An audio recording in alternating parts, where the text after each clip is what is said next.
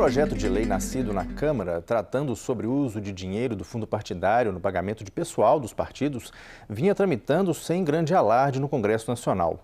As reações ao texto surgiram nas últimas semanas, depois que a matéria ganhou status de mini-reforma eleitoral, propondo diversas mudanças na legislação das campanhas. Entre elas, a contratação de advogados e contadores com dinheiro do fundo e a possibilidade de que as pessoas enquadradas na lei da ficha limpa possam lançar suas candidaturas. Na mídia, a crítica predominante era de que o projeto enfraquecia o controle e a fiscalização dos partidos nas eleições. De volta à Câmara, depois de rejeitado pelo Senado, o projeto teve alguns dos pontos mais polêmicos retirados e pode sofrer nova desidratação por vetos do presidente Jair Bolsonaro, enquanto alguns dos maiores partidos esperam a sanção até o início de outubro para que possa valer nas eleições de 2020. Conosco hoje no estúdio para analisar aspectos relativos ao projeto e a essa conjuntura está o consultor da Assembleia Legislativa de Minas e doutor em Direito Público, Vladimir Dias. Vladimir, bem-vindo de volta ao mundo político. É um prazer.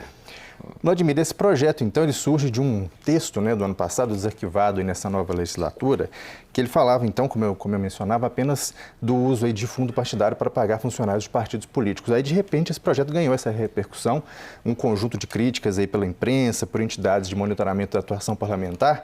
Que leitura que o senhor faz de todo esse barulho em torno desse projeto nessas últimas semanas? Eu tenho muita impressão do muito barulho por pouca coisa.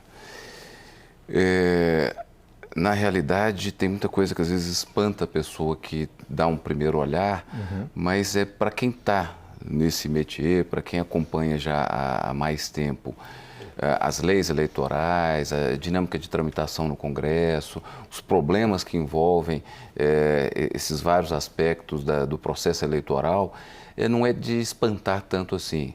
É coisa, por exemplo, pega carona num projeto que já está tramitando. Normalmente, os projetos de lei de reforma, eles acabam correndo um pouquinho no ano anterior ao das eleições para garantir a publicação com anterioridade de um ano e poderem valer nas eleições. Então, esse modus operandi talvez não seja o melhor, mas ele não é inédito. Por outro lado, os conteúdos que vieram nesse projeto, primeiro no projeto que foi aprovado na Câmara antes de ir para o Senado e depois nesse agora que foi a sanção, eles têm uma linha geral que me parece apropriada, razoável, ou melhor até dizendo, condizente com o nosso sistema eleitoral, e que, no entanto, desagradou a alguns e por isso tomou conta da opinião pública, gerou um certo debate público desfavorável, a ponto, por exemplo, do Senado sentir-se pressionado e ter rejeitado, não rejeitado, mas praticamente acabado com o projeto.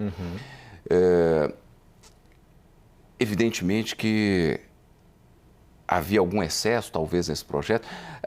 Na minha avaliação, havia um excesso ou uma flexibilização de difícil arranjo depois, que era o fato de a primeira versão aprovada na Câmara proporcionar aos partidos, na prestação de contas, a escolha de qualquer sistema contábil. Bom, se a gente quer organizar de uma forma sistemática, o uso de qualquer método acaba desestruturando essa organização sistemática. Para começo de conversa, você não conseguiria nem comparar uma prestação com outra, mas tirando talvez esse mais um ou outro ponto bastante específico, de uma maneira geral, a gente tem uma lógica de racionalização e essa racionalização ela vem assim, ao encontro de uma chamada do Poder Legislativo da responsabilidade por essa normatização. Eu acho que esse é um ponto que as pessoas precisam entender. Quando os legisladores trazem para a lei em sentido estrito, a lei das eleições, a lei orgânica dos partidos políticos, essa matéria, alguém está perdendo poder. Quem está perdendo poder é a Justiça Eleitoral. A Justiça Eleitoral antigamente normatizava, ou até hoje normatiza isso, e, portanto, nós temos um diploma jurídico que tem peso de lei, mas não tem a legitimidade da lei. Os técnicos da Justiça Eleitoral assentam, os juízes baixam a resolução e, na verdade, você tem uma resolução funcionando como lei. Né? Como cidadão, eu me sinto mais protegido, me sinto mais legitimado quando eu tenho isso numa lei do que numa resolução do TSE. Ou seja, em última análise, o Congresso, no caso a Câmara, principalmente, né, que foi a autoria do projeto, ela toma para si um protagonismo que, na verdade, ela sempre deveria ter tido. Exatamente. No estabelecimento da legislação das disputas eleitorais? Exatamente. E aqui, e aí você tem um direcionamento que vem de onde? Que vem dos excessos regulamentares. Eu cito um exemplo, eu sou muito legalista. Várias vezes, na minha passagem como juiz no tribunal, eu perdi em votações, ou eu fui voto vencido, tá? Porque eu nunca admiti que pudesse se impor qualquer restrição a direito a quem quer que fosse, com base em regulamento. Porque, segundo a Constituição, é só a lei que pode fazer isso, não é? E aí, a gente tem um viés que é importante a gente pensar. Quem trabalha muito em qualquer coisa acaba ficando um pouco contaminado com um certo tipo de olhar. Os técnicos da Justiça Eleitoral são ótimos. Eu ousaria dizer que são dos melhores que a gente vai encontrar pelo mundo. Mas eles têm um certo tipo de contaminação que é uma visão restritiva, uma visão de apertar, apertar, apertar, achando que com isso a gente vai conseguir corrigir problemas estruturais do nosso sistema político. Tá? E esse estrabismo dos técnicos é que se refletia nos excessos regulamentares. E quando eu digo que a legislação hoje vem tornar isso um pouco mais razoável, você quer um exemplo? Olha, existia um dado no regulamento que dizia que para eu fazer uma doação para alguém, essa doação teria que, uma doação estimável, por exemplo, tá? Uma doação de serviço. Eu só poderia doar um serviço que fosse objeto da minha atividade profissional. Ah, bem, eu sou advogado, eu não sou pintor de parede. Então, se eu quisesse doar um serviço voluntário de pintar a parede de um comitê eleitoral de um partido qualquer, eu não poderia fazer isso, segundo o regulamento. Não tem cabimento, né? Eu não poderia comprar um sofá para colocar num comitê porque o meu negócio não é negócio de sofá, né? Isso tudo está sendo flexibilizado, mas me parece que você tem uma certa lógica, uma certa razoabilidade nisso. Agora, apesar de toda a sua avaliação, da sua análise aí, em relação a esse projeto, a gente viu aí nas manchetes das últimas semanas se referindo a esse projeto como aquele que afrouxa a legislação eleitoral.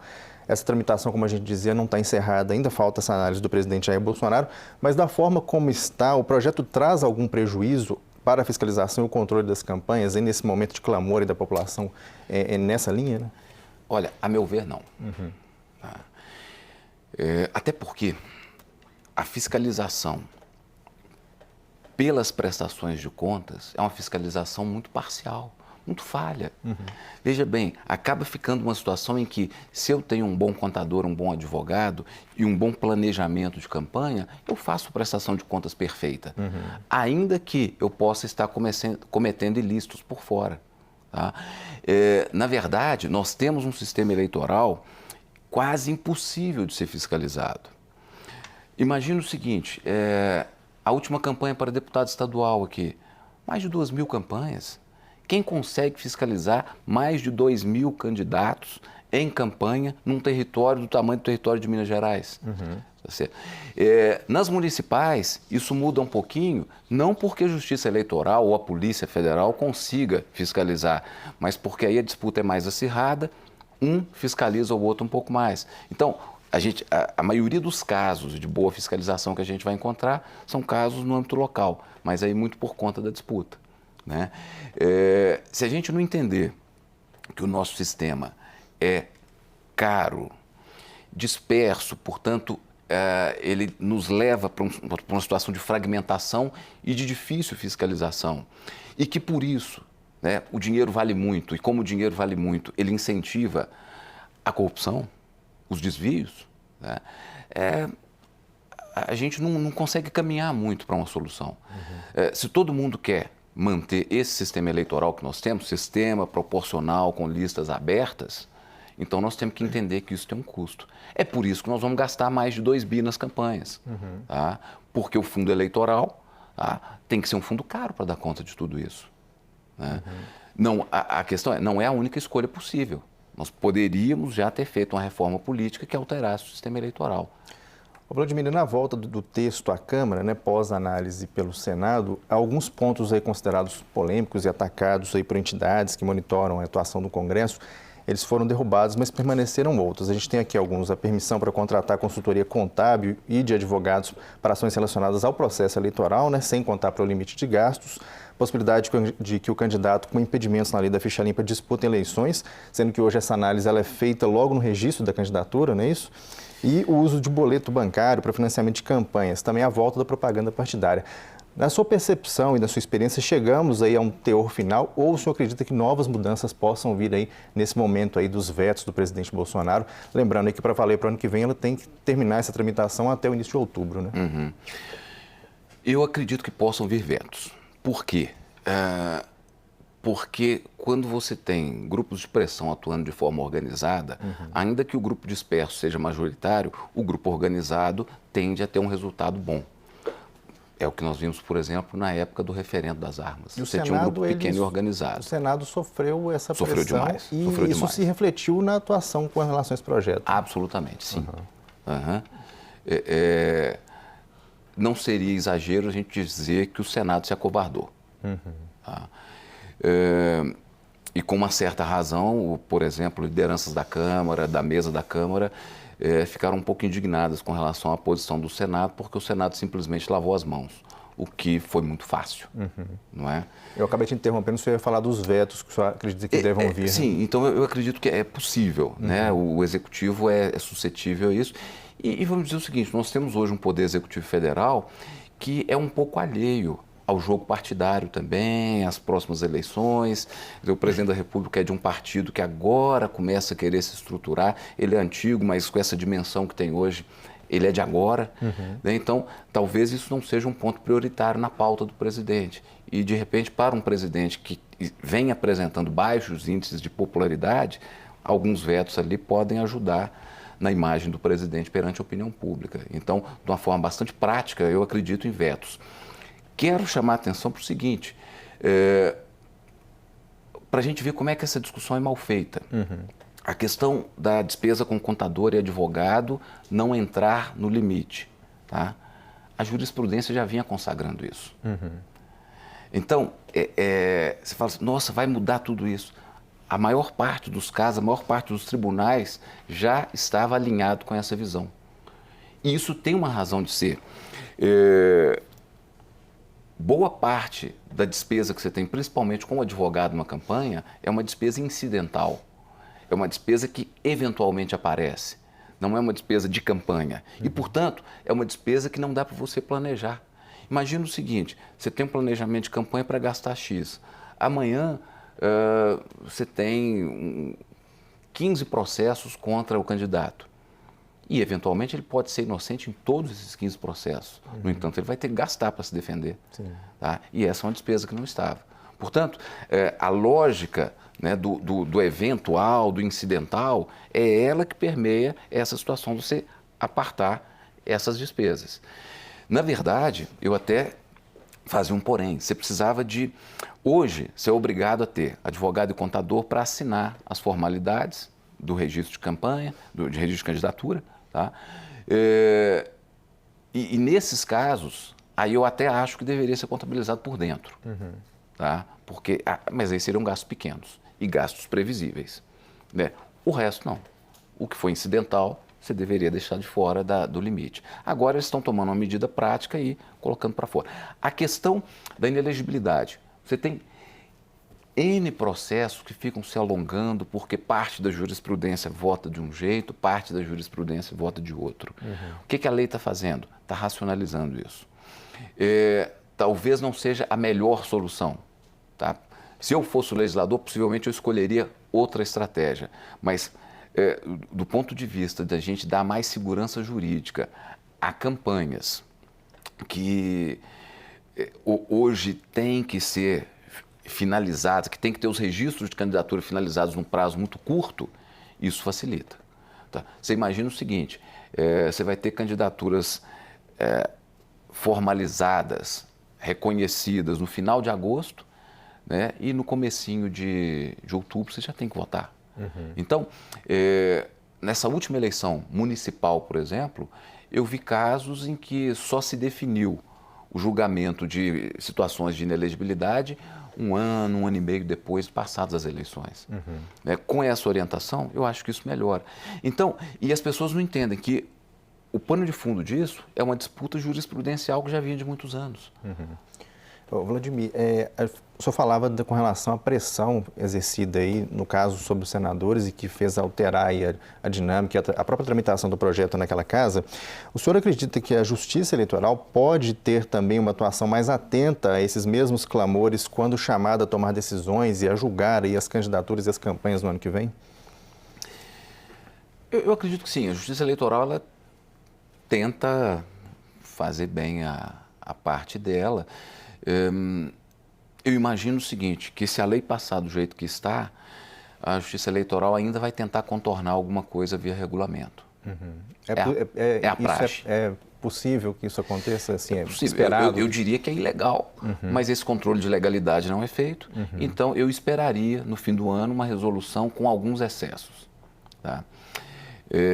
Tem algum exemplo? Assim, por exemplo, principalmente nessa parte de prestação de contas. Eu acho que se passar sem veto, a Justiça Eleitoral vai tentar contornar isso de alguma forma e a jurisprudência pode vir a refletir isso no julgamento dos casos decorrentes da eleição. Tá? Mas a gente tem que compreender, inclusive, que a Justiça Eleitoral está num contexto maior em que o Judiciário vem se fazendo de justiceiro, muitas das vezes. Uma atuação política. Uma atuação política, na corte. Com certeza. Né? Uma corte que, às vezes, acha que tem que resolver todos os problemas da nação, coisa que a gente sabe que não tem como se fazer. Nem é de um dia para a noite, nem é a justiça que vai fazer. Agora, isso não traz custos aí e prejuízos à democracia? Claro. A esse momento democrático que são as eleições? Sem dúvida. Imagina o seguinte, hoje nós estamos nos acostumando no Brasil a uma situação em que faz parte do jogo cidadãos serem afastados da possibilidade de serem candidatos. O Brasil, hoje, é o país que mais afasta pessoas por meio de inelegibilidades no mundo. Tá? Isso não é normal. O Brasil não cumpre as diretrizes dos documentos internacionais relativos à elegibilidade e inelegibilidades. Tá? Coisas que são muito naturais para nós. Por exemplo, a gente afasta candidatos por conta de condenações em processo administrativo. Tá? Pouquíssimos países do mundo fazem a mesma coisa. E quando acontece isso, há questionamentos. Existe um caso brasileiro, mais ou menos pronto, ou que vai ser julgado num futuro médio prazo aí, na Corte Interamericana de Direitos Humanos, exatamente levando isso. E a gente não percebe. Né? Esse projeto pode ser uma resposta, talvez uma primeira resposta a essa? Não, acho que não. Acho que a gente ainda não tem ambiente para isso no Brasil. A impressão que eu tenho é que a gente ainda vai errar um pouco mais para um lado para poder acordar e se dar conta dos excessos que nós estamos cometendo hoje. É um pouco, o que a gente vive hoje é um pouco o ambiente de caças bruxas. Qual que é o caso que vai ser julgado, Vladimir?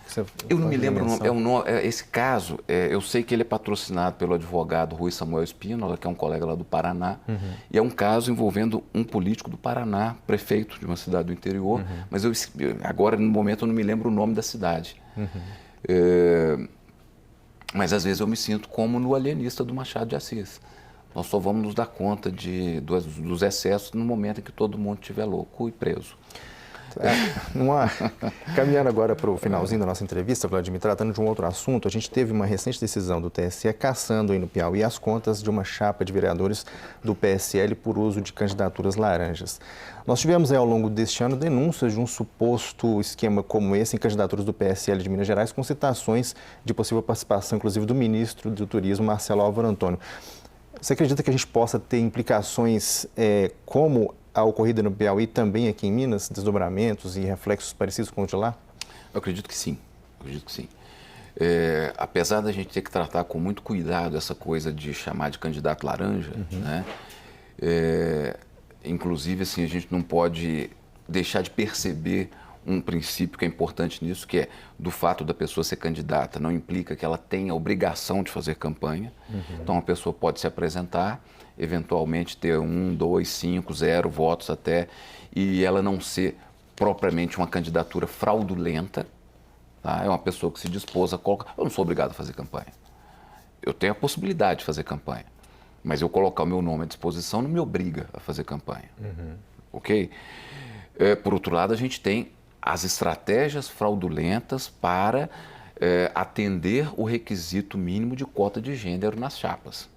Né? E aí sim, a gente tem alguns casos, eu mesmo cheguei a atuar em alguns casos, em que o conjunto probatório é bastante suficiente. Caso da pessoa chegar e dizer, olha, eu ganhei tanto para poder entrar na chapa, ou eu entrei só para ajudar fulano de tal, recebi o dinheiro, entreguei. Então, aí você começa a ter um conjunto probatório mais forte, e isso aí pode levar à queda da chapa inteira. E aí tem uma lógica que eu acho que é absoluta nesse caso. As eleições são feitas por ainda eram por partidos ou coligações, né? Mas o fato é que você tem uma ideia de chapa. Se a chapa, enquanto tal, passa a ser irregular, a chapa cai inteira. Não tem jeito de sobreviver. Eu entendo, já estive até em debates em que candidatos chegaram e disseram, olha, mas o partido é que está tomando conta da chapa. Eu estou fazendo minha campanha. De repente eu vou sair por causa disso? É isso. Você vai ser, é um efeito indesejável, talvez, é uma vítima que não tem relação com o mal feito, mas isso pode acontecer. O Ministério Público trabalhou muito nessas últimas eleições a partir de indícios, nas últimas e nas penúltimas.